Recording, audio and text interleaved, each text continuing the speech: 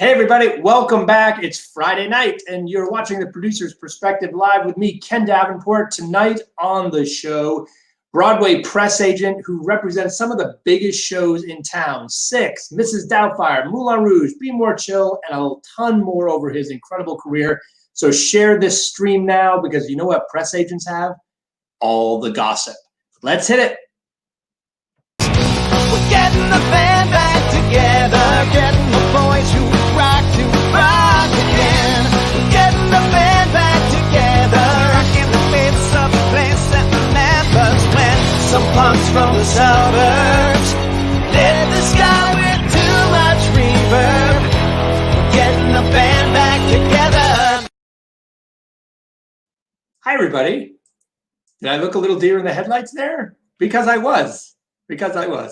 How is everyone tonight? It's Friday. Welcome to the end of another week. If this one felt like the same as last week, it's because it was the same as last week. Welcome back to the show. I am thrilled to have you with us tonight. We've had an action-packed week, and we're going to pack it off with a fantastic episode tonight. We do have Adrian Bryan-Brown from the press agency Boneau Bryan-Brown, who's repped a whole ton of my shows and some of the biggest and best Broadway shows there are. And you know what he's doing right now? Unfortunately, a lot, actually. I'm sure he's trying to do a lot to keep his shows going and to manage all the press, because there's a ton of press. So we're going to talk about what he's doing to keep busy, to keep his shows in the news, and what he thinks it's going to look like when we come back. So prepare those questions for Adrian. Remember, we have this brand new question process. Throw your question into the chat.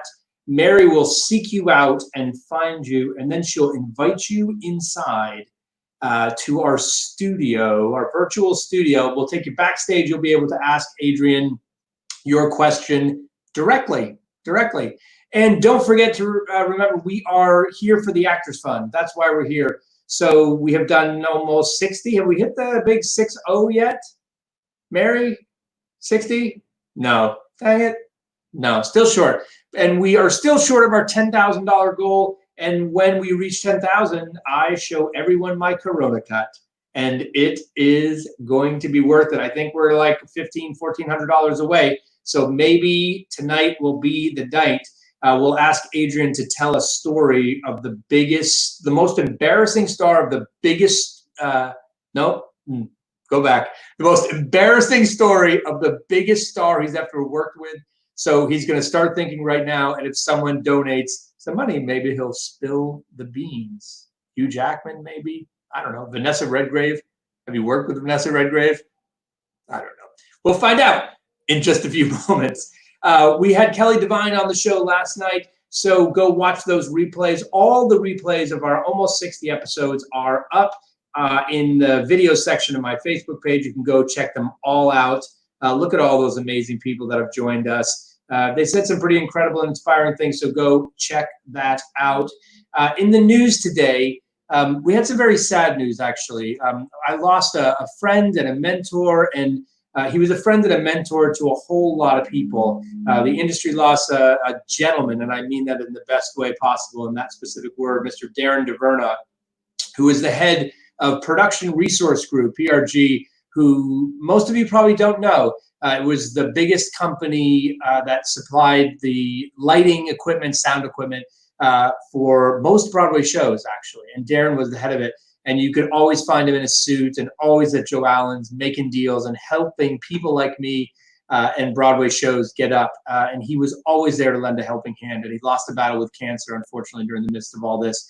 So our hearts go out to him and his family. And I know he's looking down on us right now going, keep going. He was always telling me, keep going, keep going. I will, Darren, thanks to you and your inspiration and all your help on all my shows.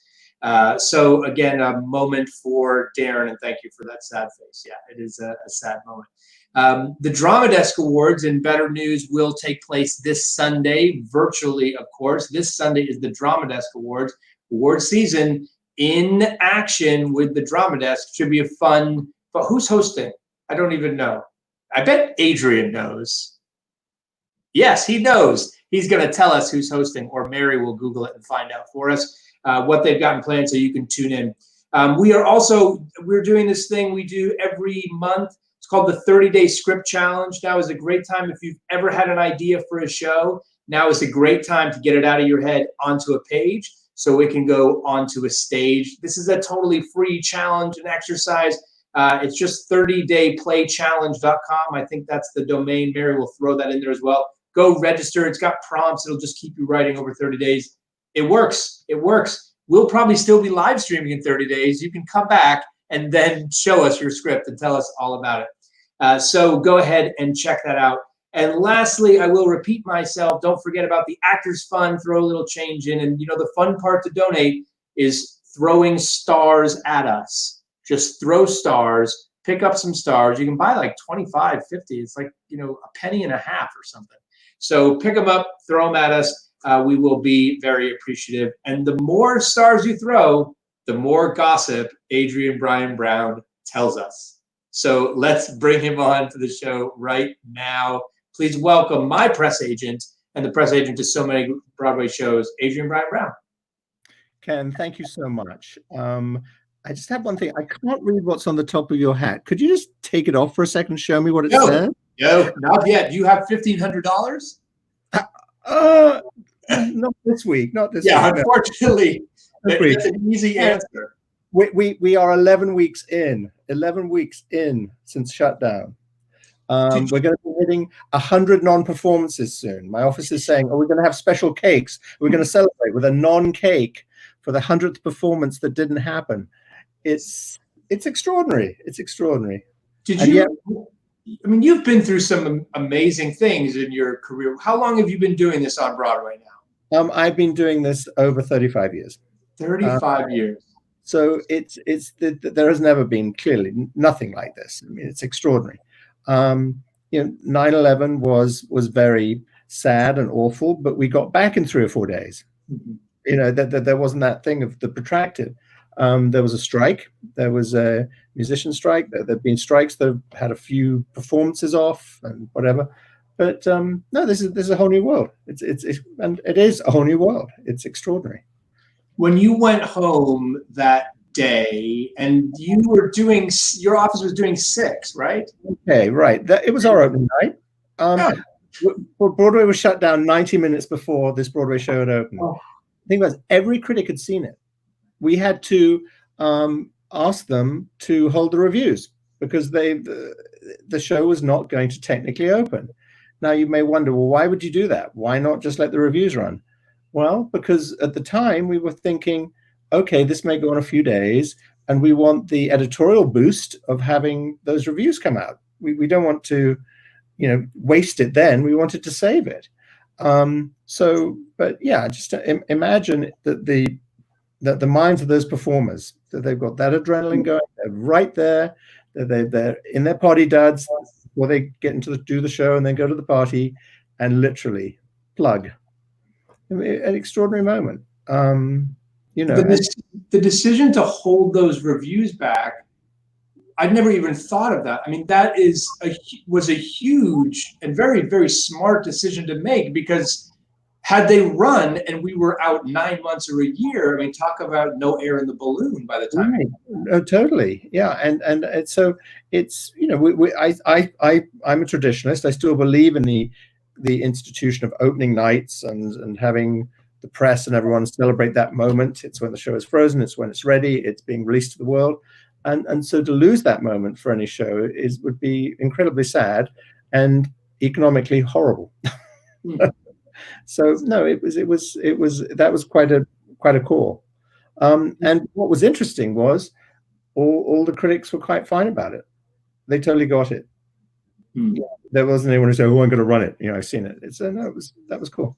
So somewhere right now on Ben Brantley's computer is the 6th review that has not run, or somewhere even in the. Yeah, no, it's actually Jesse, but yes. Yeah, disagree. But yeah, that's right. Aren't you curious? Well, some of them have told me what the other reviews are, and I'm okay about it. I do not know what the Times review is, and I presume when we come back, they will come back again, and they'll see it again, and they'll see. Now, so here's a very interesting question: do you think Jesse will rewrite the review when they come back? Or will he say this was exactly what I thought beforehand? Or will it be the pandemic edition? I think that it'll be such a contextual thing. I think when shows come back, I think critical assessment will weigh on the side of happy, good, brave, because I think there's going to be just such a need to support every theatrical endeavor. I mean, it's going to look very churlish if you're suddenly going to get really bitchy about shows when they have struggled to find financing to stay alive for all this time. So I actually had that experience with 9/11. I opened Urinetown and Mamma Mia right after 9/11.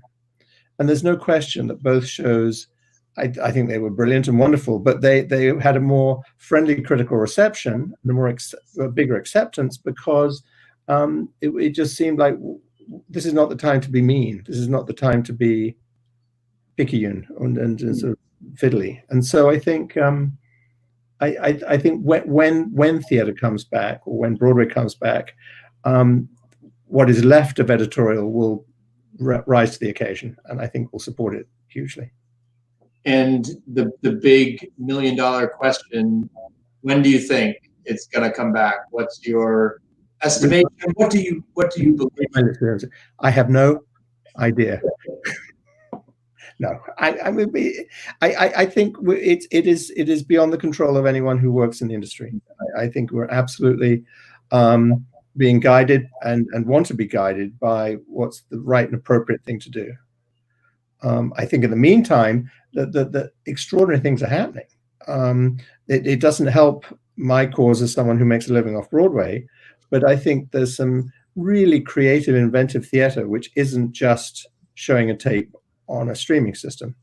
I think, I just read about Lungs, this play that the Old Vic is doing, where two actors, Claire Foy and Matt Smith, who we all know from The Crown, they're doing this play that was meant to go to BAM.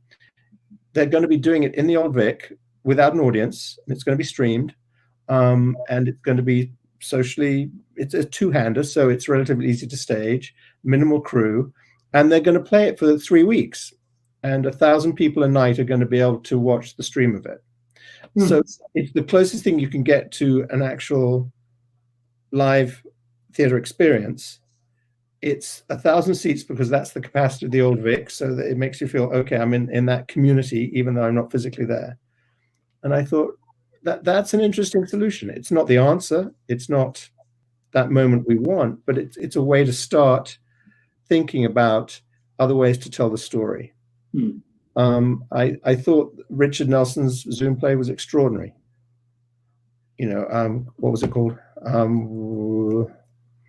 I'm still wondering who the drama desk host is. So I'm. Sorry. It's Frank from New York One. Yes, Frank Dillell. Yeah. Frank is the host. But so I think, we're completely freaking out. We're all facing bankruptcy. We're all we're all trying to make ends meet, but there is also something, and this sounds perverse, rather exciting going on too, of people being very creative. I think I like to think we're looking forward, not to the old normal, but a new normal, which will incorporate very traditional theater that we love in very cramped theaters and we'll have that experience, but there's also going to be something that is not just a hybrid, but actually a new form that is a participatory theater that involves people and doesn't, it isn't going to be the same, but it's not going to stop the other one from coming back. I just think we're going to broaden the horizon of what can be done.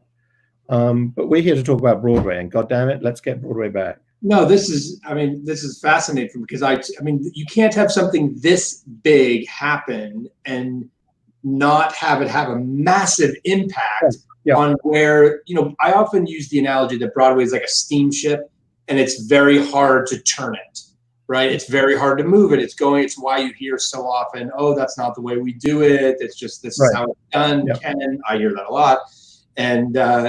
But this is the one thing that actually can move it a little bit, and we're going to see theater in totally different ways, which is exciting. Yeah, I'm saying, but I also I don't think it's not going to stop a lot of the very traditional stuff that we love, which is important, but it is going to open new opportunities and hopefully bring new people in and bring new talent in, and so I think that it's actually very interesting. Yeah, there's an argument to be made that all this streaming stuff that's happening right now, and there's so much of it, is able to reach so many more people around the world in such a more vivid way than just a print article or something. They're getting to know people. And I equate a lot of it to when, because I'm an old person, when VHS tapes came in, when you could actually record shows and watch shows. Suddenly there was the potential, whether anyone took it or not is another question, to become incredibly well versed in cinema, or in, just to be able to catch up. And I think we now have an opportunity to see all of the great theater of the last 50, 60 years in some sort of video presentation. It's not the same. It is absolutely not the same. But it does, I think, help you then appreciate when you see it live, the context, the background. I think it makes you enjoy things more fully the more you see, even when you're seeing it on a screen as opposed to in an audience. I think I'm quite sort of passionate about the idea. I want to see performers performing, but I also want to be with an audience doing it. But if I can't be with an audience doing it, I'm very happy to see how it was done, what it looks like. I think that's kind of exciting. And we can see all of Andrew's shows, suddenly all of Andrew's musicals. It's wild. And then putting on all these great plays, it's great. So what are you doing now? I made a comment about what your day is like. How are you managing the shows? What do you find your duties are? Producers calling you every 5 minutes, freaking out? No, I think everyone is kind of in a pretty zen place right now. I think if you think about the way the Broadway season works and how it happened right as everything was going to explode with the award season, all the final shows of the year opening, the incredibly competitive advertising, marketing to really sell these different Broadway shows, and thank God they are so different. And that just stopped, and so the shows that have been running for a while were sort of saving their energy to prepare for this onslaught. The new shows were about to just sort of pound away and tell their story. So from a press and marketing point of view, it was suddenly like, oh, what happened? Mrs. Doubtfire played 3 previews before it shut down, was well on the way to opening night. So all sorts of stuff was being laid out. Ads were being bought, a lot of money and energy was going into pushing it, and then suddenly it's like, no. So you're thinking of the arc of a Broadway year and the campaign of a particular show. Everyone is geared to, good or bad, the award season and on Broadway positioning around that as a sales tool, as to extend the visibility and the hopefully the long-term success of the show, and that went away. So I think, so what happened then was, okay, we don't know when we're coming back. What now is the priority? The priority is to keep audiences aware of the show. We can't really sell tickets. We're confused. We're doing refunds. We're doing exchanges. What is the real priority? And the real priority is to keep the awareness of the show out there in a way that doesn't cost any money. And then after a little bit of that, everyone goes, now hang on a second, that the most important thing right now is to actually understand and get out of our own little bubble that everyone is suffering in some way or other. And to be way more aggressive in appreciating the audience. And so then I think that's when we got to the wave of what content can we put out that is not just a placebo, but something that says, we're not here now, but we're really thinking of you and we appreciate you. So here's our little Zoom video we've done to show you what we're up to. Here's a tape of an old performance you might like. So I think we pivoted very quickly to showing concern for the audience. Mm. And the thing we are not doing and won't do till much later is sell. No one is selling right now. This is about concern and sharing, and it's kind of great. And it's also been amazing to see how very competitive people in the Broadway environment are working together to do that. It's normally during the award season, you're stabbing each other in the back, and then it's ridiculous. But instead, it's now this thing of a lot of communal events. It's like Paul Wantoric's Sondheim concert was extraordinary. I mean, there are lots of events happening that are, showing the community is caring and sharing and raising extraordinary amounts of money, like Ken Davenport and his thing that raises money for the Actors Fund. I think that spirit is quite remarkable. And so that's what we've been doing a lot of the time is just sort of channeling a lot of these ideas to, yes, selfishly keep awareness for the show, but never to pitch the show, never to sort of, we're great, and with the Tony's not happening and the other awards happening, I think you're seeing clearly they're not getting the kind of profile they normally would, but no one is touting big wins.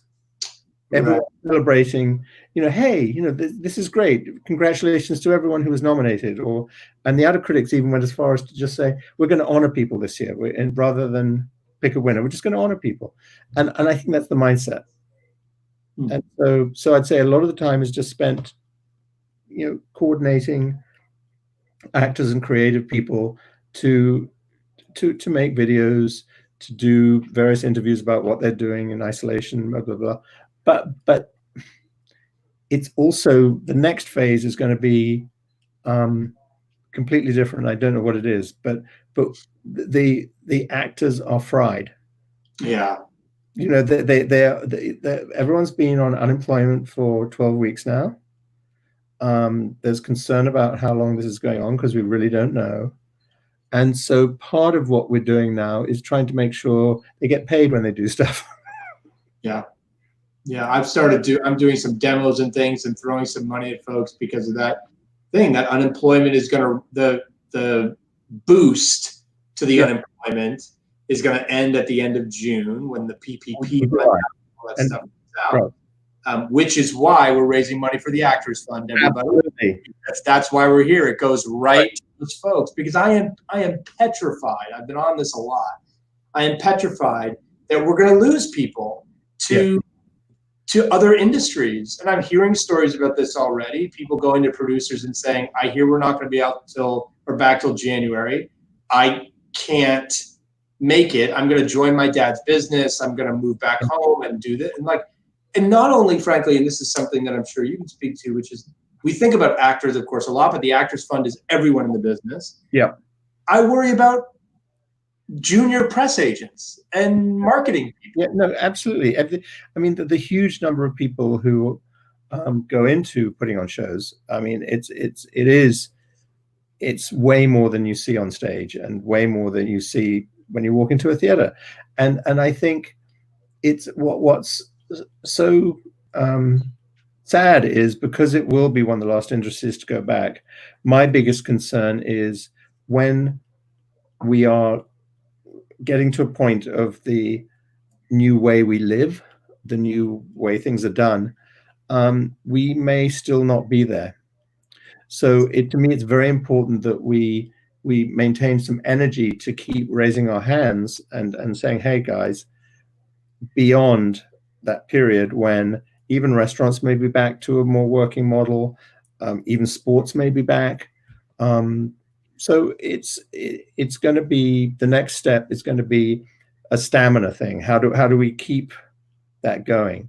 One thing that we are I mean, I think the Broadway League has been great. They're talking to the governor and they're talking to politicians and they're really pushing. It was fascinating to see last week. Sonia Friedman wrote this letter that was basically said, this is the state of the British theatre industry, or the British theatre. If the government doesn't step in and help, 70% of the theatre companies will be down by December. Okay. And, you think, whoa, that's a very big, bold statement. It was actually a great rallying cry, because it meant that a lot of theatre producers, owners, or whatever could get behind a number and then go to government and say, we need some kind of a package, we need some kind of support, we need to have this appreciation. I think everyone in Britain and here has done a very good job of explaining how much theatre does for the economy in the peripheral of the restaurants, the Uber, everything that goes into going to a Broadway show, and the money raised, and the same in the West End and other theatres around the world. And I think we do a good job of that. We just have to keep making it a priority for politicians to really pay attention to. Would you, as a press rep, then, just thinking about the U.S., because I'm thinking about the U.K., Sonia Friedman, obviously that article was the article heard around the world because we got it over here as well. Yep. And Lloyd Webber has been active. Should Right. a very high-profile producer in the U.S., would you say, let's get you a Times editorial feature to do something to talk about what you need, rather than? I think the culture is different, and I think we're not seeing it happen so much. I think it's easier in British culture to be more public about it. I think it's happening more behind closed doors. Is my feeling. But I do think it's. I mean, when you think it's God, look, it's important that we aren't shy about it, but at the same time, we've got to always recognize that we are in the middle of a big disease, and we have to explain why this esoteric little art form is worthy of this support and attention. And I think we do it very well. You do it very well. But I think that we must never for a moment take it for granted that we must justify how important theatre is, because we all believe it, but we've got to do it in a way that really includes everyone. You've lived through and seen over the past 35 years of your career press change dramatically, from the birth of the onlines to blogs and social media. What do you think press is going to look like, and how is your job going to change when in the 12 months after we're back? Right.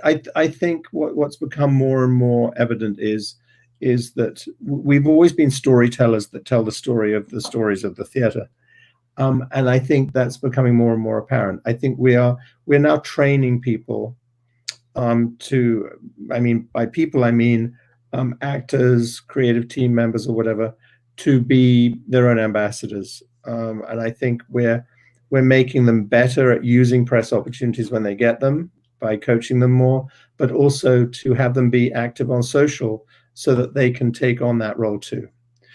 So I think we're more not conciliary, but that's the wrong word, but we're guides. We're shaping it. And the same with journalists. I mean, I think there's still a lot of journalists. They're just in different places. And I still maintain there's a difference between an influencer and a journalist. But it's getting to be a gray area. A journalist, in theory, still has some kind of objectivity. An influencer can be a fan, and that's great. But I still think that there is always going to be a need for clear editorial that comes from an unbiased source, that isn't a paid announcement, and will have credibility. And I just think we're going to be spending more time, rather than just making broad announcements, tailoring it more, involving. I mean, we have extraordinary access now. We have transparency on everything.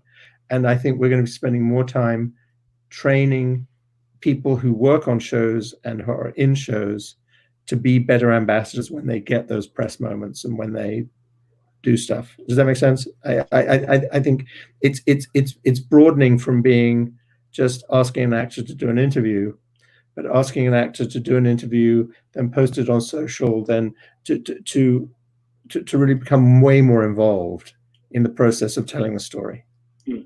Because we tell stories. I mean, we tell, this is the story of this show, this is the story of this actor, and we're just, I think we're very good at it, but I think we're going to get more and more refined and better at doing it. I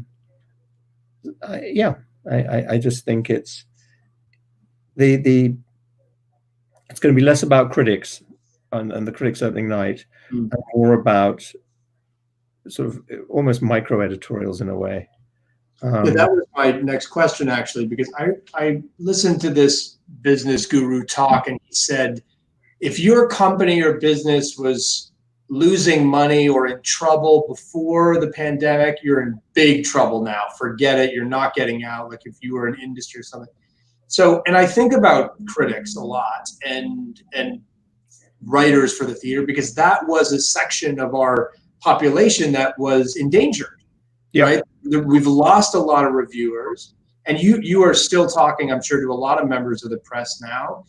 What are they thinking? Are they worried, concerned? Do you think we're going to lose a big chunk of them? I think they're very worried, and I think because the ownership of a lot of media has gone to commercial enterprises as opposed to people who are passionate about editorial. And there's certainly a lot of conflict of interest in a lot of editorial, but I still think that for certain productions and at certain times, that the power of a traditional New York Times review will be there. Right now, I think the Times numbers have never been higher. They're giving it away during the COVID crisis, but their click rates are through the roof. Mm-hmm. And that's not just in pandemic coverage. It's in every section. Probably mainly food, but it's crossword puzzle. Yeah, really. But it's huge, and so they're now in this dilemma. They have no advertising, but they have a ton of people who will make small or no payments for their content, but that's still very powerful. I mean, their reach has become really trusted. Yeah, it's so true. I mean, actually, my father subscribed to the New York Times, and he passed a couple months ago, and I had canceled his subscription, and literally today I resubscribed because I'm just like, oh yeah, I got to get this content. I'm very curious, not only about the free COVID stuff, about everything else. So yeah, it's funny. I must say though that I haven't been getting the paper on a regular basis. I read everything online, but I get it occasionally. I'm now finding it very hard to read. I'm trained myself to look at the Times pages online, which I never thought I'd do. Mm. And also part of the reason I used to like getting it was the juxtaposition of the advertising, because so much of that in the print edition was about that of what's the environment, what else is going on. Yeah, this, I would imagine, talk about, again, that idea of an industry or something that was endangered on the way into this. Yeah. I would put the final nail or very close to it in print advertising or print publications. Oh, yeah. No, I think we've already seen that weekly magazines have become monthly and then monthly have become quarterly. And the print is a sort of luxury. It's something to put on the coffee table as opposed to an actual source of information. And but it's true in traditional broadcasting too. I mean, like with all the CBS layoffs this week, it's the economy, well, not the economy, but the pandemic causing most advertisers to stop completely has just had an extraordinary impact on all sources of editorial. Mm-hmm. Finally, CNN is starting to get some advertising. I mean, it was just that endless promos. You're going crazy. I mean, going crazy. God, or as seen on TV. I do love the Anderson Cooper one, I must say, though. But it's nuts. If let's just go out with this. I want you to imagine you're writing an op-ed tomorrow for the New York Times on how or why theater fans should be positive about what's next, or how to stay positive during this crazy time. What would you say in that article? And you could say to everyone out there watching right now. Yeah, I'm okay. I'm going to wing this. I think, look, we're very lucky to have a culture that has so many choices. We have an extraordinary range of film, movie, TV, music. I mean, we have extraordinary choice. Theater, is sidelined for the moment. I think you can read about theater, you can watch video of theater, you can talk about theater. I think it will always be there. And the great thing is, it was always meant to be ephemeral. Theater was never meant to be something you put on the shelf. It was always an event you went to, and that was that moment. So you can I think live for some of the great things you've seen, and look at a playbill and go, oh my God, that was spectacular. But you can also know that it's such a primal and essential part of our social lives to be in that communal space. And once we have a way of feeling safe in that communal space again, we'll be there. And I just hang in. I think we'll get there. It's that right now it just seems incredibly bleak, incredibly challenging, and quite scary. But for the fan, I think watch everything. Read some books. There's some amazing books about the theater. But it's never. It's always going to be that thing of, yes, I saw it, and you can have pride in that you saw it, but it's gone. It was that magical moment, and we're just not having those magical moments right now. We've just got to live for the ones that we've had and know that more will come. I love it. I love it. Thank you so much for all the juicy stuff tonight. I appreciate it. No gossip. I didn't give you gossip. Anything? You got anything for us? No. You're too good. You're too good. No, I have great love and respect for Frank Langella, who wrote a book about his relationship to a lot of famous people, all of whom were dead. And it's a fantastic read. It's a great book. But he could say what he could say because, and while I'm still planning to work a few more years in this business, I'm afraid that's where I am. Like a good press rep, that's why I hire him, because he keeps his mouth shut. Love you. Oh, I have to give you a plug. Thank you for doing. Are you doing Patrick's show? Are you doing? I did do that, Patrick. Yeah. Yeah. Doesn't it air this weekend?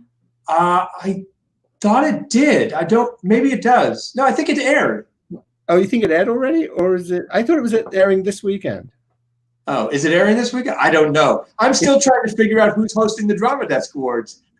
Well, I know.